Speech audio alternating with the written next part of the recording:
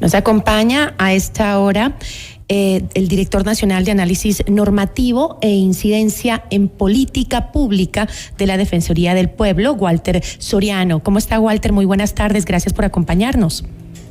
¿Cómo está, estimada Gisela? Muy buenas tardes a la distinguida audiencia. Cuéntenos un poco, ¿deja el texto aprobado por la Asamblea Nacional la puerta abierta para que la Defensoría del Pueblo sancione a los medios de comunicación?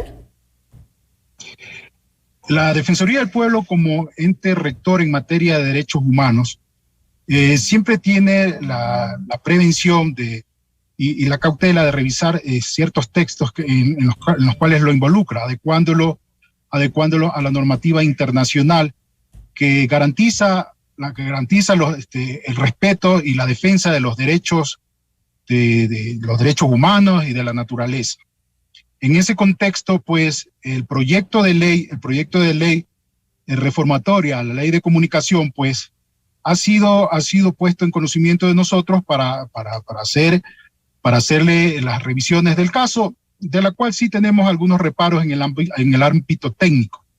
No obstante, debemos hacer énfasis en que es un proyecto de ley.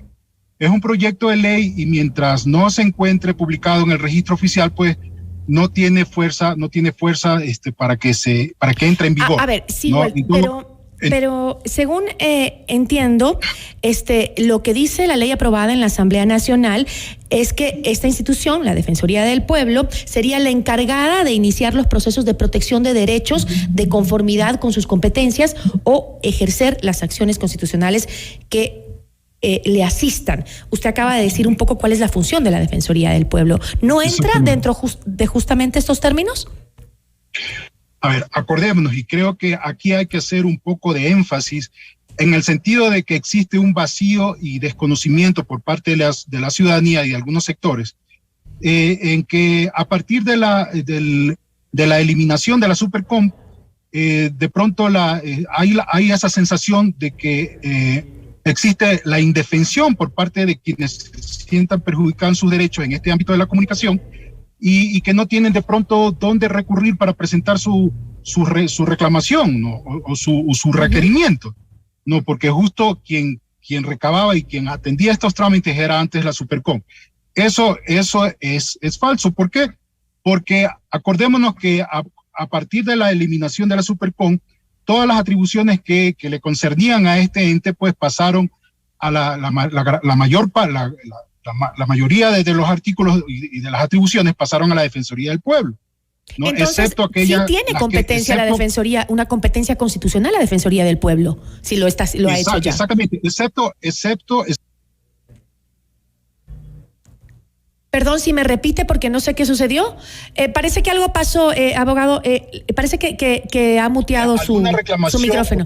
Pretensión por parte de quien se sienta perjudicada, puede recurrir a la Defensoría del Pueblo. Entonces está dentro de sus competencias, repito. Exactamente, ahí se le atiende de mejor manera. En instancias previas se hace la agencia oficiosa, pues se recurre ante el medio para requerir pues que se le atienda el requerimiento. O en todo caso, puede en razón de no existir una respuesta inmediata, pues puede iniciarse un trámite defensorial, ¿no? Que puede llevar a cabo una investigación defensorial para recabar los insumos, pues, ¿no?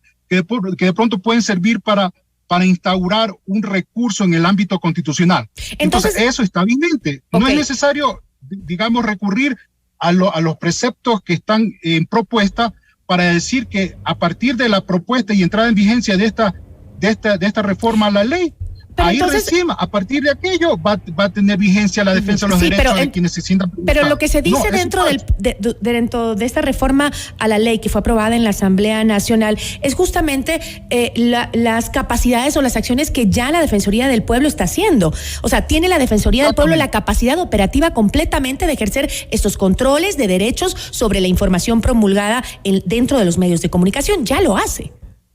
Totalmente de acuerdo, mi estimada Gisela, totalmente de acuerdo.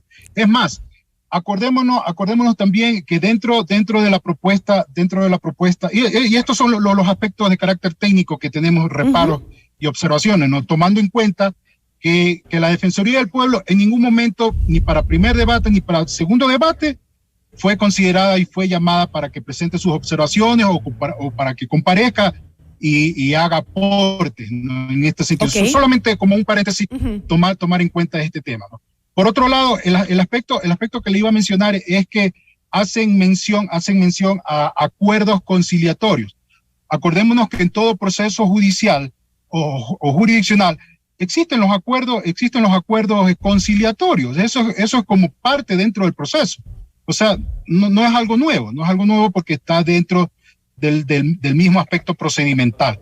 Entonces, este tema de los defensores de audiencia y de lectores, acordémonos que inició desde la entrada en vigencia de la ley, que es del 2013, y el mismo no tuvo tanto fuerza y tanta sustentación, que en el 2019, acuérdese usted que le derogaron tanto el articulado como su reglamento, ¿no? En todo caso, hay aspectos también que hay que mencionar y hay que hacer énfasis, esto sí, que todo proyecto de ley tiene que ir de la mano con un sostenimiento económico, ¿no? con el presupuesto adecuado para la correcta implementación de lo que se quiere. En eso estamos de acuerdo, pero un poco la polémica aquí, doctor, es que justamente si esta ley lo que busca es ser igual de sancionadora que la anterior ley mordaza del correísmo, si se le está pidiendo a la Defensoría del Pueblo en esta ley aprobada por la Asamblea de que sea una especie de mediador, ¿usted siente que las reformas a la ley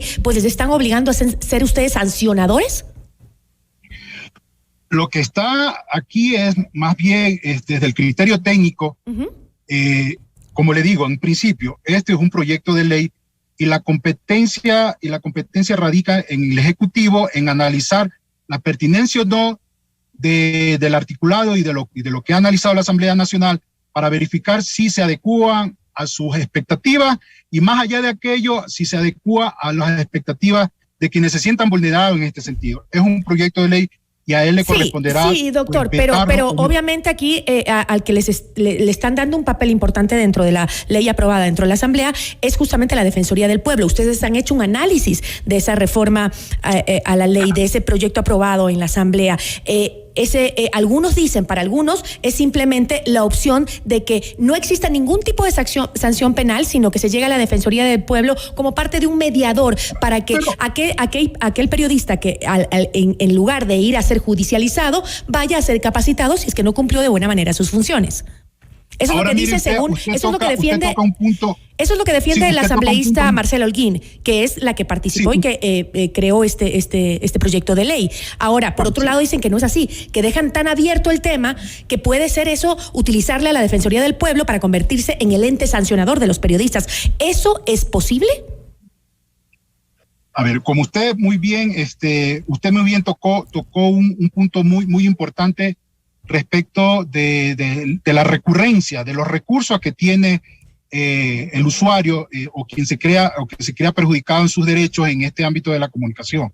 No, el proyecto de ley establece un procedimiento ya específico dentro de la propuesta, ¿no? Que va a estar sentado dentro de la ley, ni siquiera en el reglamento, porque acordémonos que los reglamentos son aquellos instrumentos a través del cual se aterriza una ley, pero en cambio el procedimiento va a estar inserto dentro de la ley. ¿Y qué establece? ¿Y cuál es el procedimiento que establece justamente en el artículo 35, en el enumerado después del artículo 72, que se cree la institución, se reactiva la institución de defensores de audiencia y lectores, y también se da el tema de las atribuciones y también se especifica más bien un procedimiento aquello. ¿Qué tal? Esto es todo dentro del ámbito administrativo. Ahora, ¿qué tal? Si alguien que se crea perjudicar sus derechos asiste a instancia jurisdiccional, ¿qué le va a decir un juez? A ver, un momentito, aquí existe un procedimiento administrativo que no se lo ha agotado. Entonces le va a decir el juez, vaya, agote primero el recurso administrativo y después viene donde mí. Y eso quiere decir, vaya primero a la Defensoría del Pueblo y después venga donde mí. Exactamente. Entonces ya como funciona actualmente y como opera actualmente es distinto. ¿Por qué? Porque aquí existen dos opciones. Usted, si se siente perjudicada en sus derechos, puede recurrir a la Defensoría del Pueblo, que es la instancia administrativa, o también puede ir a instancia jurisdiccional también para que haga efectiva el ejercicio de su derecho para que defiendan sus derechos, para hacer prevalecer sus derechos. Ahora, también se recalca más bien y se hace énfasis en que los informes que tenga que emitir la Defensoría del Pueblo no van a tener efecto vinculante. Entonces, ¿de qué estamos hablando aquí? Entonces, es un tema de que no se contrapone a la normativa existencial, a la normativa que actualmente está vigente, porque ¿de qué le puede servir al usuario reclamante un informe no vinculante? O sea, lo que va a decir a la Defensoría, bueno, yo ya actué, tenga su informe que no es vinculante y vaya, continúe con su defensa a instancia jurisdiccional. Entonces, no hay ese ejercicio claro y pleno de defensa de los derechos, ¿no? Tal como está concebido ahora. Ahora, dentro del articulado de la propuesta, que está contemplado en los artículos 14, 15, 16, 17, 18, 19, 20, 28, entre otros, existe un párrafo que es reiterativo en estos textos, en el que dice: la persona afectada podrá acudir a la Defensoría del Pueblo para que inicie los procesos de protección de derechos de conformidad con sus competencias o ejercer las acciones constitucionales que le asistan. Entonces, lo que está expresado en este párrafo, que está replicado en algunos artículos, como le menciono, eso es lo que actualmente se ejerce. Lo que preocupa, que quede abierto. Claro, eso es lo que actualmente ejerce dentro de las atribuciones ejerce la Defensoría del Pueblo, porque la Defensoría del Pueblo puede actuar atendiendo un requerimiento para trámite defensorial, o a su vez, esa es una opción que tiene el usuario reclamante. Lo que entiendo es que un poco presentar la instancia jurisdiccional. Lo que entiendo es que técnicamente lo que hace la normativa que está aprobada por la Asamblea en este momento es simplemente decirle a la Defensoría del Pueblo: haz lo que estás haciendo, que no se vaya al tema judicial, sino que vaya a la Defensoría del Pueblo para que actúe dentro de sus atribuciones constitucionales. Exactamente, pero aquí lo contrapuesto es el hecho de que se active el tema de los defensores de audiencias y de lectores, porque tal cual como está concebido dentro de la propuesta, dice que tiene que existir en cada una de las dependencias de la Defensoría del Pueblo a nivel nacional, tienen que implementarse defensores de audiencias, un especialista que tiene que ser un servidor público de la Defensoría del Pueblo. O sea, eso llama a que nosotros debamos incrementar el aparataje y para eso necesitan un presupuesto extra. Humano. Con eso me voy a quedar, Walter. Con eso me va a quedar porque se me fue el tiempo tremendamente y ya no podemos continuar. Giselle. Pero gracias, porque es importante que la gente también conozca la versión de quienes se les involucra dentro de este tipo de normativas. Yo le agradezco muchísimo. Muchas gracias, mi estimada Giselle. Una buena tarde. Tenga buena tarde. Walter Soriano, director nacional de análisis normativo, incidencia en política pública de la Defensoría del Pueblo.